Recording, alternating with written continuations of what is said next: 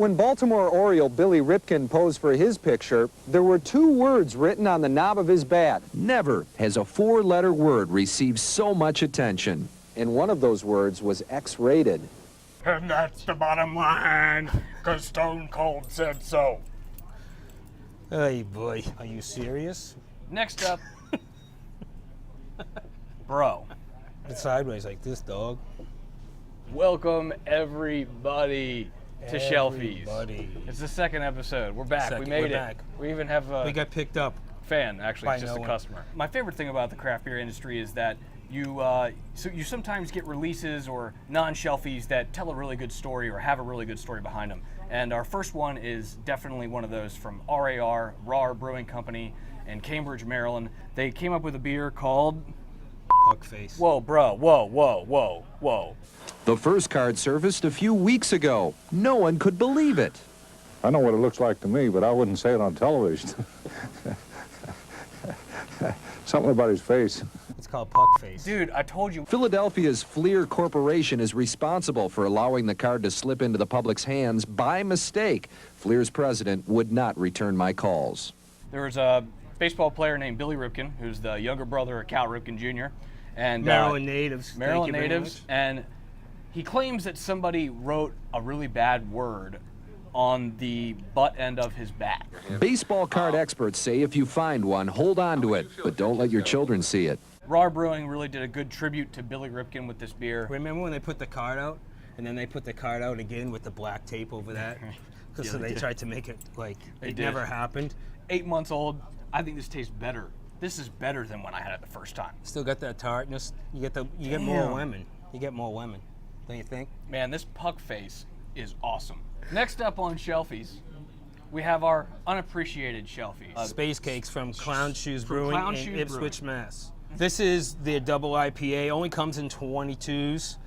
This is a special edition because this is the 7th year they've been doing it. There's a little blurb on the side. They do a space cake that's all year round. So Yeah, essentially, this is just a different hop bill. It's about 3 months old, so we'll see how it's held up. Idaho 7, Mosaic, Citra, Ella, Galaxy, Centennial, Nelson, Savan. that is quite the bouquet. Even for 3 months old, the aroma on this is really, really good. It's got a nice malt backbone, but it's not like over the top malt. It's still a really good beer. It's just sweet enough. And like I said, the aroma still being there for that long is clutch. Like, Right. Oh, for sure. It's a good find, man. It's a diamond in the rough. Cheers. yeah, cheers. So our third segment here on Shelfies today, we're doing Gunda Peabody Collab. You know we could put them all to shame. Now isn't the time to play it safe. Isn't this the reason why you came? So, baby, don't you let it go to waste. Both. It's a DIPA at 9.7% with Citroen Galaxy.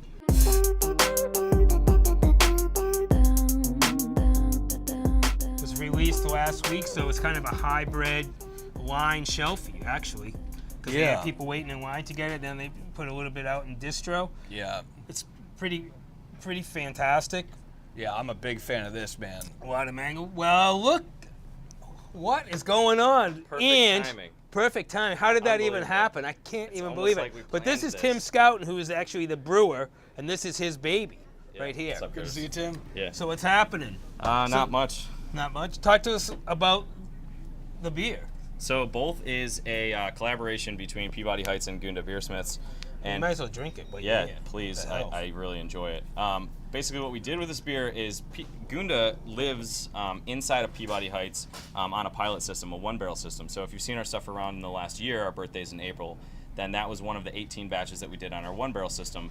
But I also am a full-time brewer for Peabody Heights. And because of that, Peabody Heights has been really supportive in letting us do that our own thing on the side.